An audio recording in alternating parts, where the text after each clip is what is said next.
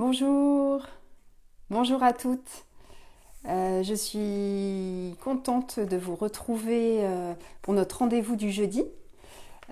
Tous les jeudis, je vous propose un petit moment où je prends un sujet sur la maternité et vous pouvez me poser vos questions avant, pendant, après. Donc je suis Anne-Christine et aujourd'hui nous allons parler de parentalité et en particulier de comment est-ce que on se prépare à la parentalité pendant la grossesse.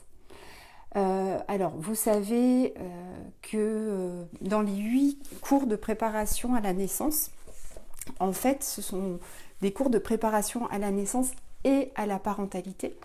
Donc, vous êtes censé aussi aborder ce thème-là avec votre sage-femme ou les sages-femmes hospitalières.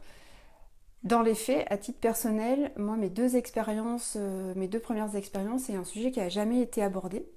Voilà, on s'est vraiment focalisé sur l'accouchement, la respiration, voilà, vraiment la naissance de cet enfant, mais pas forcément la naissance de la mère et comment on fait pour devenir parent, un peu comme si c'était inné en fait, puisqu'il y a plein de gens qui sont parents, donc au final c'est censé être inné, mais ça l'est pas forcément. C'est un peu comme l'allaitement, c'est naturel et en même temps ça peut être très compliqué. Et bien devenir parent, c'est la même chose.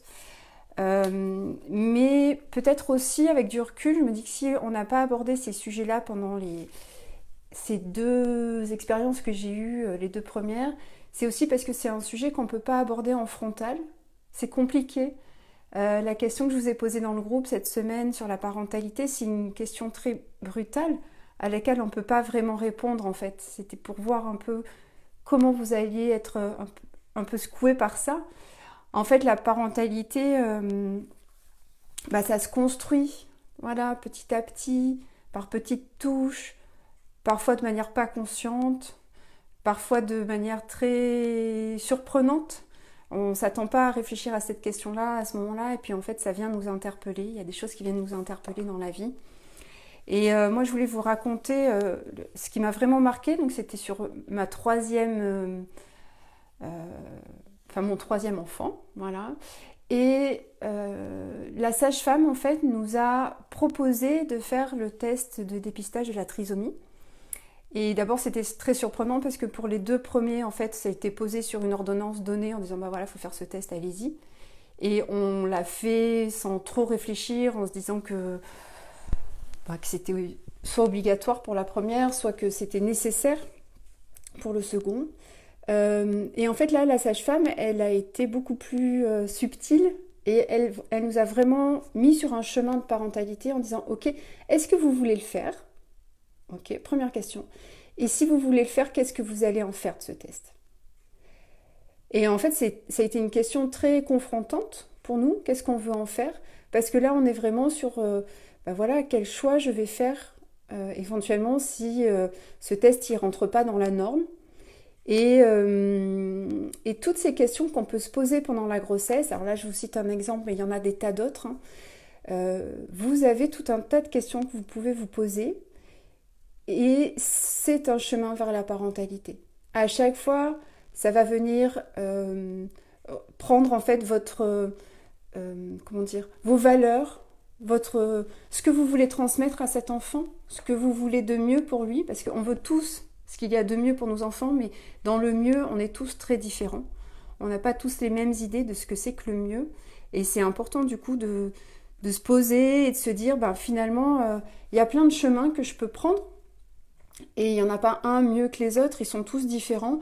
Mais par contre, moi, celui qui me correspond, c'est lequel. Voilà, lequel j'ai envie de prendre. Et c'est intéressant de le faire avant, parce que quand on est confronté au sujet avec un bébé, avec un petit enfant, et parfois on prend des décisions dans l'urgence, dans la hâte, parce qu'on n'a pas forcément le temps de réfléchir, et ça peut être des fois plus compliqué, voilà, si la réflexion a pas été menée avant, voilà, ça peut être parfois plus difficile de prendre une position dans l'urgence. Alors je ne sais pas si c'est rassurant ce que je vais dire, mais en même temps j'ai envie de vous rassurer en vous disant qu'on n'est jamais prêt à devenir parent. Voilà. Et que les gens qui sont prêts à devenir parents, moi ça me fait un peu peur parce que ça veut dire qu'ils sont ancrés dans leurs certitudes. Et en fait, nos enfants, ils sont là pour venir bouger nos certitudes.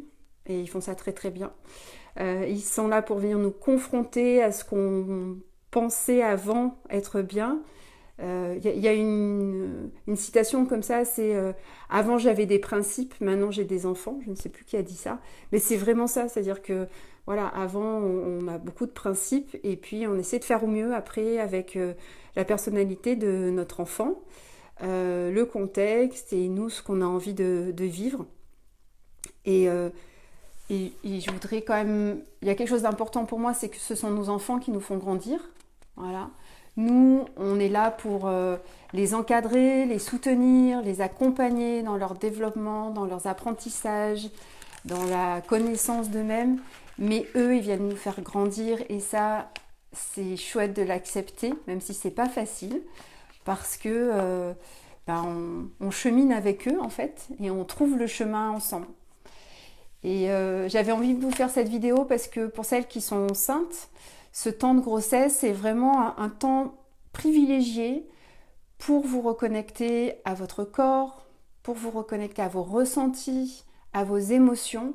Et ça, du devenir mère, quand vous aurez à gérer le quotidien ou à prendre des décisions, cette reconnexion à vos ressentis, ça sera vraiment important parce que vous pourrez trouver, en vous connectant à vous, ce qui est juste pour vous et pour votre bébé à ce moment-là. Voilà. En fait, il y a des grandes théories, il y en existe plein, et alors si vous êtes sur le groupe, c'est sûrement quand même que vous êtes plus attiré par ce qu'on appelle le maternage proximal, donc les piliers allaitement, cododo, portage, voilà. Mais voilà, c'est un a priori, un postulat, bon, où il y a quand même des données scientifiques. Aujourd'hui, les neurosciences avancent et aujourd'hui, on sait que voilà, ça apporte un certain nombre de bénéfices. Mais il ne faut pas se fermer. Voilà, il y a plein de manières de faire du cododo, il y a plein de manières d'allaiter, il y a plein de manières de porter. Et chacun va trouver en fait ce qui lui convient avec cet enfant-là à ce moment-là. Voilà. Donc je vous invite à mettre dessous la vidéo là en commentaire vous comment vous préparez à cette parentalité. Si vous êtes déjà maman, comment l'arrivée de votre premier, votre deuxième, votre troisième est venue changer votre idée de la parentalité, comment ça se vit au quotidien, comment vous faites. Et ce partage sera vraiment utile à toutes. Donc je vous remercie vraiment de partager tout ça sur ce magnifique groupe. Voilà, je vous embrasse et puis je vous dis à jeudi prochain.